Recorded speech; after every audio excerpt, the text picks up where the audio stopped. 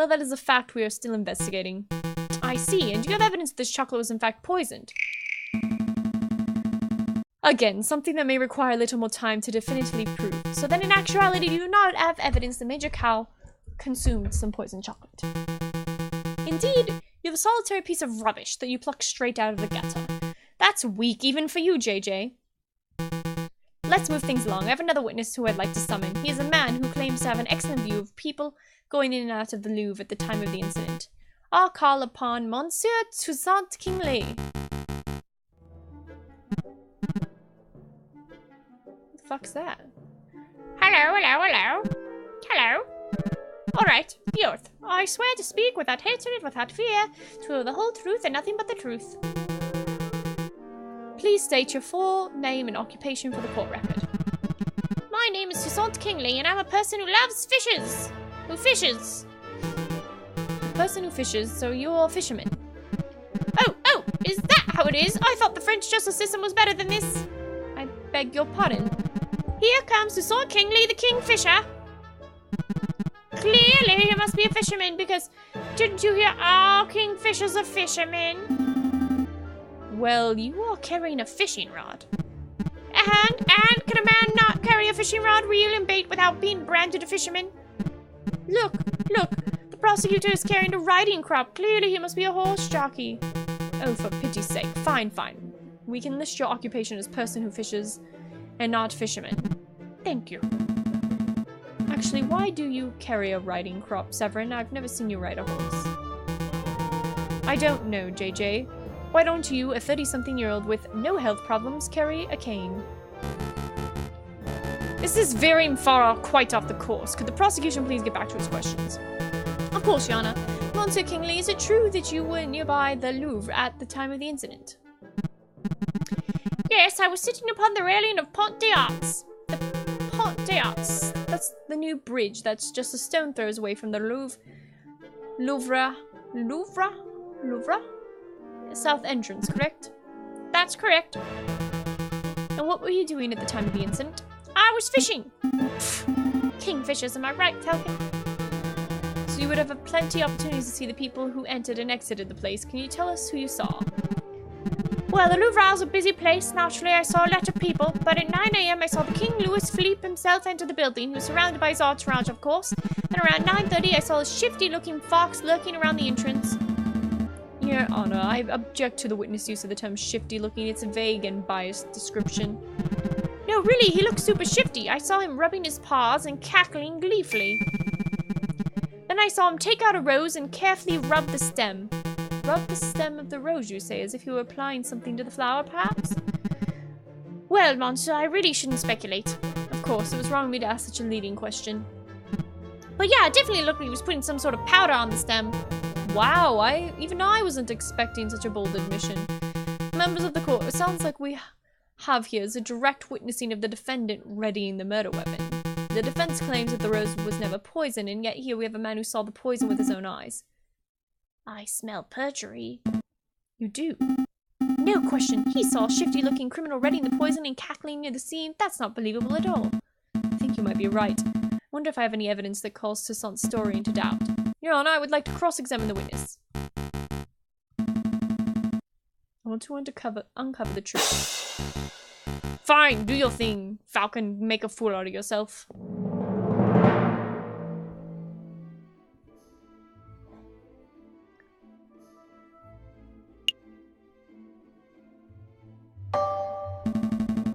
Monsieur Kingley, you say you saw the fox rubbing the stem of a rose. Yep, saw it with my own eyes.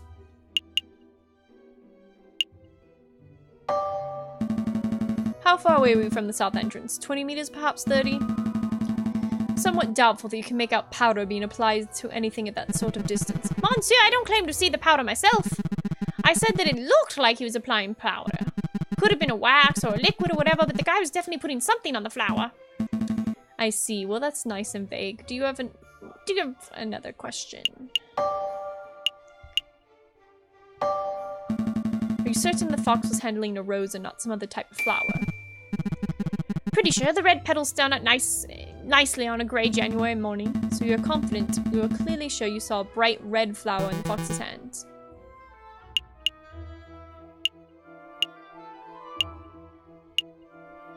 He did possess a rose, though. Well, let's just go with that. I have reason to believe Prince Juan did not possess a rose at all. I think he may be in possession of a sprig of monkshood. Or even just a simple daisy.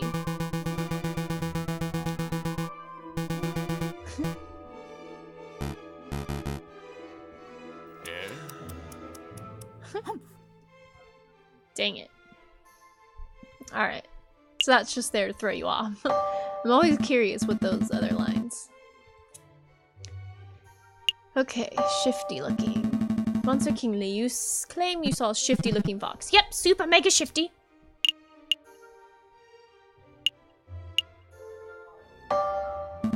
That's not a valid testimony. All foxes are shifty looking by default.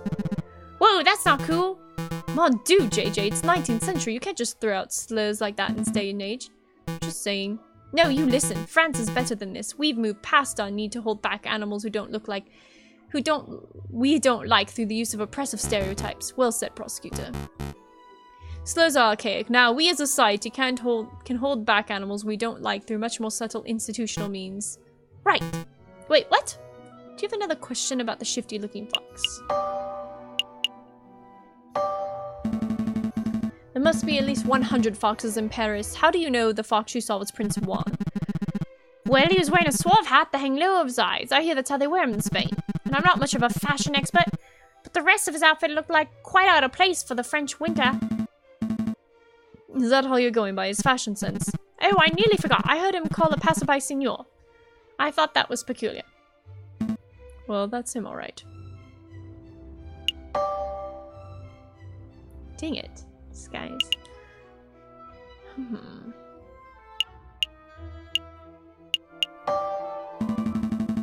You say you were sitting upon the railings of the Pont des Arts the morning of the incident. The Pont des Arts is a good fishing spot. I assumed you would be better off fishing upstream. It's okay, you would think the pollution would scare off the fish, but some species thrive in it. I managed to catch a 70-centimeter zander from that spot the other day. Really, a 70-centimeter zander? What bait were you using?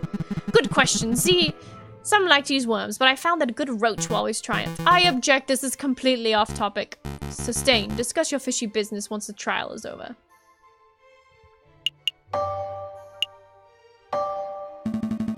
Monsieur Kingsley, you had a good view of the Louvre's south entrance, didn't you? Yep, the Pont des Arts is a great vantage point for seeing the Grand Gallery's south side. But what about the other entrances? The other entrances? You mean like if you were entering from Tuileries Garden or the Place du Carrousel? No, I couldn't possibly see those areas from the bridge. But of course that isn't relevant. Monsieur Kingsley witnessed Prince Juan entering the south entrance with flower in hand, and that's what counts. What if Prince Juan entered from the south entrance? What if he approached the Louvre from Tuileries Gardens to the west? That's a big what if. Do you have any evidence that Prince Juan entered the Louvre from the Tuileries Gardens? As a matter of fact, I do have definitive proof that Prince Juan approached from the west, not the south. Hey, I know what I saw, monsieur! I'm doubtful too. Go on, JJ. Show us this definitive proof.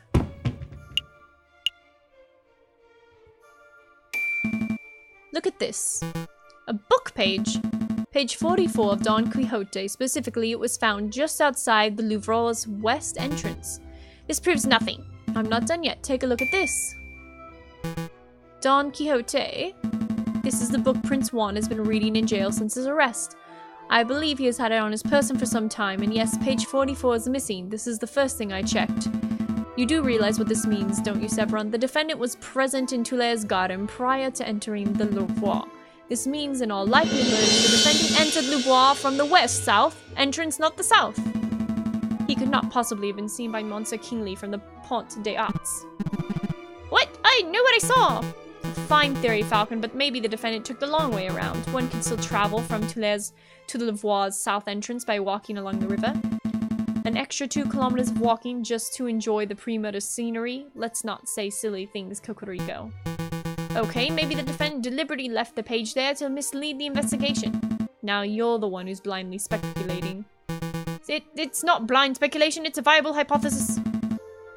You're fond of logic, aren't you, Cocorico? Let's talk about Occam's razor. When torn between two seemingly equal hypotheses, we must side with the one that imposes the fewest assumptions. Which of these theories takes fewer assumptions? 1. The page from Juan's book fell out on his way to the Lavrois south entrance. 2. Prince Juan deliberately planted the page on the off chance that he would be discovered, then he took the long way around. How dare you! The nerve of you to lecture me on such basic philosophical concepts. I'll stop lecturing you when you stop making such basic mistakes. Monsieur Falcon, please calm yourself. What is the point of all this yammering? The ultimate point is that Toussaint's testimony is fabricated, made up, utter fiction. No, everything I've said is truth. I suspect the witness isn't even a fisherman. I'm not a fisherman. See, he admits it himself. That's not what I meant.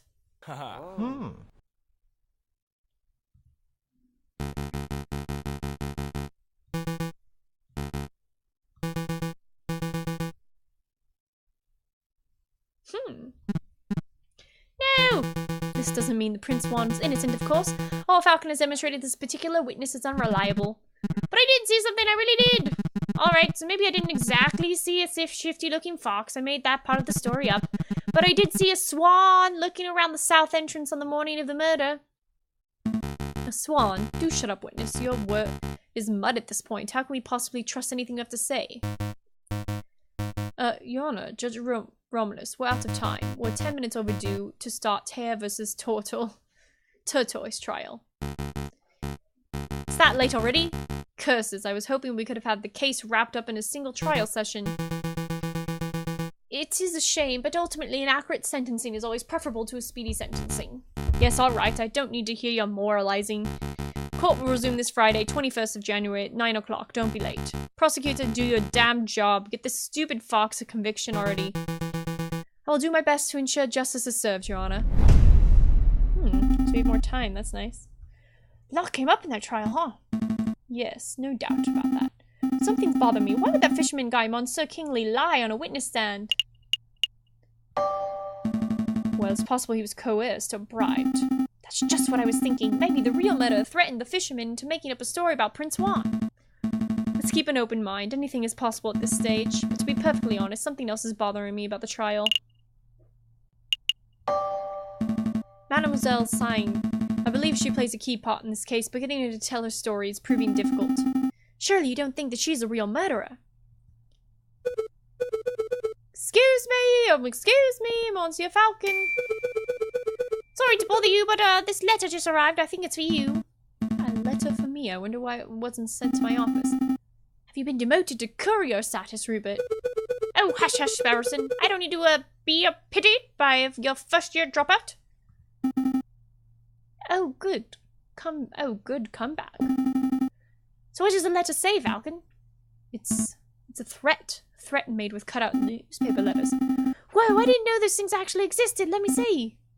Falcon, stop your investigation or there will be consequences. Scary. There's no question this letter originated from Major Howell's murderer. He or she must be aware that we are getting close to uncovering the truth. Sounds about right, but why would a person write with cut-out newspaper letters? Masking one's handwriting would be the most common reason, although I can't help but wonder why they would bother since we don't have any handwriting samples to compare it to. We're still going ahead with the trial though, right? Oh yes, absolutely. If a lawyer were deterred every time they received a threatening letter, they would never get any work done. Besides, with only 3 days before trial's session, we can't afford to be worrying about petty things like this. Tuesday, Wednesday, Thursday. Wow, you're right. Let's make those days count.